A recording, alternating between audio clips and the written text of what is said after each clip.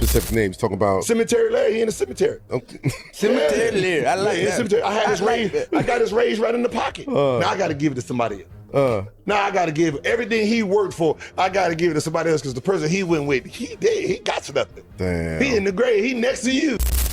Gilbert Arenas recently appeared on Carmelo Anthony's 7 p.m. in Brooklyn podcast, where he shared his perspective on what was happening behind the scenes with Underdog. During the conversation, he also addressed the tension between himself and Rashad McCants, explaining how he believes everything ultimately unfolded. Gilbert has never hidden his confidence, and he's built a reputation for believing he's usually one step ahead of everyone else. This interview was no exception. He spoke candidly about the situation and didn't hold back while explaining how he viewed everything that took place. So, if you're new to the channel, make sure to subscribe, turn on notifications, and stay tuned for more updates. Now, let's get right into the video. I don't want to, not address the elephant in the room anymore. You know what I'm saying? Getting you off of sports media. Probation, you know what I'm saying? Back into the joint. Get my teeth. What happened with Underdog, man? What happened with Gilbert Arenas? What's going on, man? We gotta know. I gotta put my journalism hat on, man. I gotta get the scoop. What happened to the show? I wasn't on probation. Okay. And it was just like court was happening. I just walked out. I gotta take this shit. The house arrest. No, they tried to put. I just walked out. Okay. Right? You know what I mean? Like when you already know the result, I just walk out. Man, I already talked to the judge. Okay. He said nothing was gonna happen, man. I ain't gotta listen to this shit. Right? You know what I mean? I already paid my money, so I ain't gotta listen to none of this up in here. Right? So what happened was this. When that case happened, Okay. right? When the case happened, we got a new dude that was responsible for what was going on. And it was basically my contract was coming up. Yeah. So it was basically, we're gonna negotiate you, we're gonna negotiate while you on the floor. Yeah. Right? So it was basically it seemed like just a takeover. Oh, yeah. So we started off number one basketball show, right? Live show on the internet. We go from 4 days, thinking we're about to get 5 days, go to 2 days. Right? So it was basically this big standoff. So it's like, all right, this is how y'all want to play? And it was like, yeah, this is part of negotiation. And I was like, you don't want to negotiate with a dude like me. I'm an athlete. This is what I do. Gilbert Arenas isn't just speaking in theory when he talks about understanding contract negotiations. One of the best examples came after he suffered a significant knee injury and still signed a 6-year, $111 million contract. He appeared in only 13 games that season, yet the deal remained fully guaranteed even after his tenure with the team eventually ended. That experience is a big reason Gilbert often says he understands the business side of basketball better than most people. According to Gilbert, that same knowledge also helped him negotiate his agreement with Underdog in a way that allowed him to keep the rights to the Gil's Arena name. Whether you agree with all of Gilbert's opinions or not, his history helps explain why he speaks with so much confidence whenever the conversation shifts to contracts, negotiations, and the business side of the sport. This type of back and forth. So I thought we was family. If you're gonna let the dude come in, I know how this is gonna end. He's not smart enough in this tactical realm to go against me. Because if they fire me, I get all my Gil's Arena rights. Because once we're done, I get my Gil's Arena rights, and I didn't want to wait to June 31st. Right, so I wanted you to do in May. And then because once May came and you did it, y'all are fired. Yeah, all y'all fired the day after. You went to them earlier? Who? Did you go to them earlier and say that you was ready to be done? Underdog? No.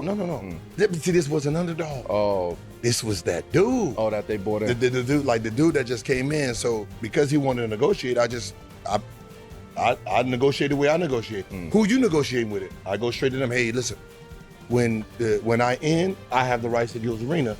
So what you want to do? Well, we're gonna go with you. All right, bet. And I said, hey, just keep negotiating with him. I need to see who he really is. I want to see who the cast is when they think I'm out. My enemy's enemy. Yeah, so I just sat back. I just sat back with all the raises in my pocket, just sitting there. Oh, you want to keep shouting them out, huh? Oh, you keep shouting out. Wait, hold on. Like you gonna keep shouting? Like I don't mind the Underdog. Me and the Underdog are cool. You keep shouting out that name. That name is an enemy. And I told you he's an enemy. And you're gonna keep shouting them out, not realizing you go there, you're dead, because he dead. And then you talking about, I don't want to, name specific names, talking about... Cemetery Larry, he in the cemetery. Okay. Cemetery Larry, I like that. Cemetery. I had his raised, I got his raised right in the pocket. Now I gotta give it to somebody else. Now I gotta give everything he worked for, I gotta give it to somebody else, because the person he went with, he dead, he got to nothing. Damn. He in the grave, he next to you. Y'all both buried in the same place. I knew I would like you, nigga. Man, I told y'all McCants was a snake. Now I see why he felt like he could do whatever he wanted to on the show. He thought he had an ally, but he basically was being used as a pawn. And he is the type of dude that always try to blame others for his downfall, but I don't know who he gonna blame for this happening to him, because in every situation, he always showing the world what type of dude he really is. To me, he's just a person that cannot be trusted. How you go against a dude who put you in the game and gave you the alley-oop? That just ain't how the game's supposed to go, bro. That's the main reason I don't fool with a lot of people to this day. You never know what somebody gonna do until you give them the opportunity to do it. Damn, this is good. Petty as hell. But Yeah, think about this it. is good. If everybody think you out, right? You really got to see who they are. Mm-hmm. Right? They're telling me, oh yeah, if you don't want to negotiate, don't come to work. I wasn't planning to come to work anyway. Goddamn it. I'm building a new studio back at the crib. Okay. Now August, the plan to bring Gilbert Arenas back independently. I know you spoke about that. Is that still a go? See, it was going to be August because I wanted to jump them. Right. Because they was going to come back like September, October. So I wanted to start in when they was on vacation to take the time slot from them. Okay. Because they're not going to want to compete. Now they fired. Like, damn. So, you know what I mean? Like, they fired. You know what I mean? So nobody from Gilbert Arenas coming back? It's just you? I don't know, man. Josiah. Okay. Shout out Josiah. Josiah, you know what I mean? You know what I mean? That's my guy. I ain't know that nigga was that tall, bro. Yeah, he used to play at UCLA. I mean, I knew that. Yeah. Totally. I ain't know he was that. I ain't know that though. Big fella, man. You gotta remember, I had the contract since January, bro. Right. And I was recruiting. Right. Because I thought they was gonna last, because their contract is in September. Mm-hmm. So I figured that they would be held all the way to September. So I was like, all right, let me get my people. Okay. You know. I saved some of the staff members that got fired from the new dude. Right. But the actual rotating cast, like everybody's gone. Kenyon. Yeah, they all got fired. Nick. Rashad. Shit. Okay. Definitely Rashad. Okay. Parted ways or got fired? That's different. They got fired. Right. I just stayed home, hoping I would get fired. So they had to stop the show that day. Oh, they got fired from the company. Yeah. Not from. Yeah. Not from Gil himself. I'm trying to clear that up. No. I didn't fire. They left me. And then they got fired. Then they got fired from the company. Yeah. So you're not gonna, when your girl cheat on you. Yeah. Right. Oh, and then what? Yeah. When your girl cheat on you, and you be like, damn. And she go with the other dude. And then the other dude got a wife. And they go, oh, I'm sorry, baby. You know what I mean? They just stuck with the egg on their face. You know what I mean? That's what that is. I ain't fucking with you, Gil. I ain't fucking with you, Jay. Nah, man, you know what I mean? I know they still had to do their job, but like I wanted to see where the loyalty was. Looking back, it almost seems like Gilbert may have anticipated how the situation would unfold once production reportedly had to move out of his basement. Now that the show appears to be returning to that same location, it naturally raises a few questions. At the time, many people assumed filming there was no longer an option, but based on everything that has happened since, it's possible there was a much bigger plan taking shape behind the scenes. If that's the case, it would certainly suggest a well-thought-out strategy. What makes the situation even more interesting is how the negotiations with Underdog have been described. From Gilbert's perspective, it seems the expectation was that he would eventually give in, but that never happened. Maybe they believed they held the advantage, but the outcome suggests they may have underestimated just how important Gilbert was to the success of the show. Instead of reaching an agreement, the situation appears to have disrupted a program that had already built a dedicated audience. It's hard to picture Gil's Arena feeling exactly the same without the person who created it and became its biggest draw, which is a major reason so many fans tuned in the first place. Some viewers also wondered whether adding Skip Bayless would be enough to replace that dynamic. Skip is unquestionably one of the most recognizable personalities in sports media, but many fans feel they already know his style and perspective. Because of that, bringing him in alone was never guaranteed to recreate the chemistry that made the original show so successful. Based on Gilbert's comments, it also sounds like he's ready to move forward with a different lineup. From what he shared, Nick Young and Josiah Johnson still appear to be part of his plans, while several members of the previous cast may not be returning. Gilbert gave the impression he hoped more people would join him, but from his point of view, some decided to go in a different direction, including Rashad McCants, who seems to have been at the center of much of this disagreement. Specifically, you said Rashad specifically. Was there anything that he specifically did that lets you know, Yes. like, I really can't? He kept shouting out the dude's name that was tanking our show. Cemetery lyric. Yeah, like the dude didn't do nothing for you, dog.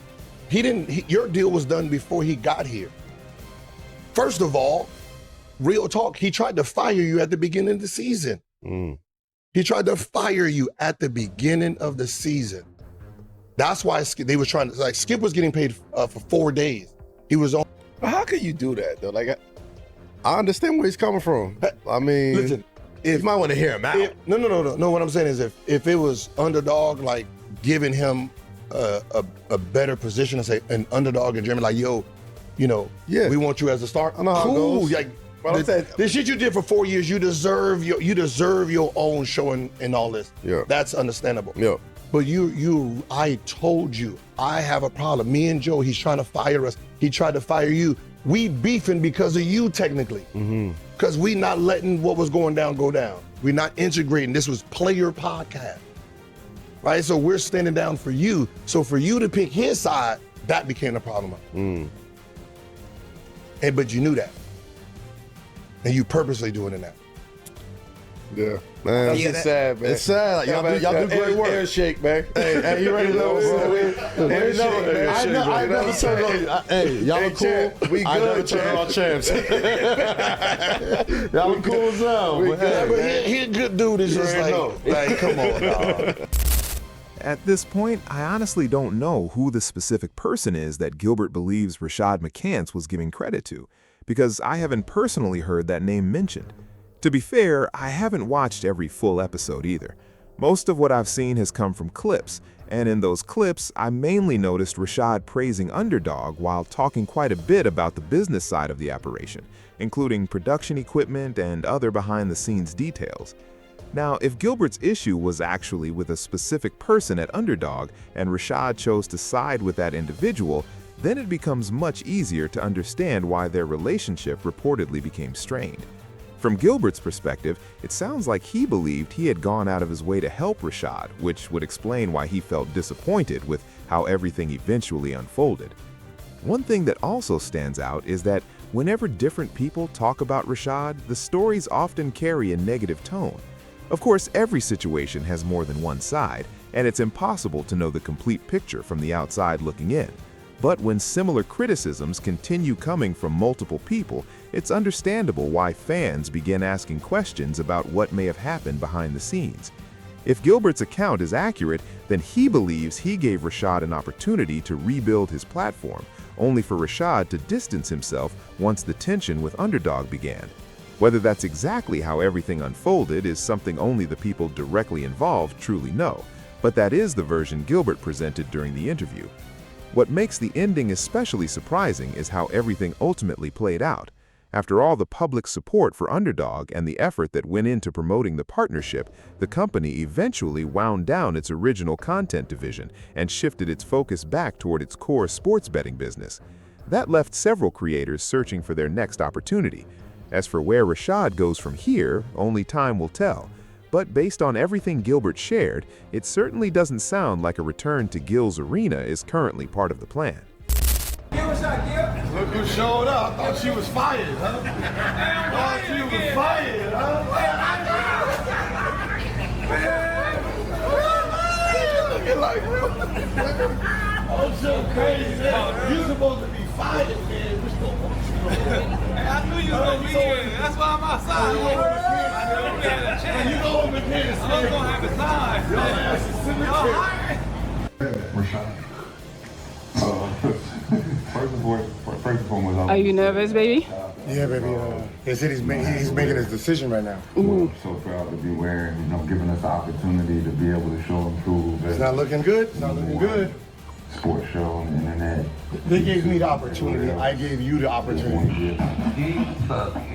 Ooh! Oh, shit. No, Nick, not. No, he's serious. Oh, shit. He's making his decision. Don't laugh, King, and stop laughing. Damn water everywhere. I guess the gloves open, Nick. Skip. Stop laughing, Brandon. Stop laughing. Don't laugh. Don't laugh. He's serious. Well, I talked about my son, LeBron, Saturday. Damn. Okay. It's Glaze Wednesday. You said this. Okay. Thanks again. Obviously he's picked sides. So we already know where he's going. Oh my God, Fredo! Damn it! So you're not on my side. You're not with us. You was one of my best soldiers. Oh. Damn it! Baby, what you gonna do? You do got a seat open. Yep. Pat Bev, Evan Turner. Baby, can you get that? Damn. Don't be mad, baby. At the end of the day, business is business. From Gilbert's perspective, he believed he had to make the decision that was best for him, even if it meant creating distance between himself and Rashad McCants. Based on Gilbert's account of what happened, he feels he put the relationship to the test, and the outcome confirmed the concerns he already had. Whether fans agree with that conclusion or not, it's clear that Gilbert no longer sees Rashad as someone he can fully trust.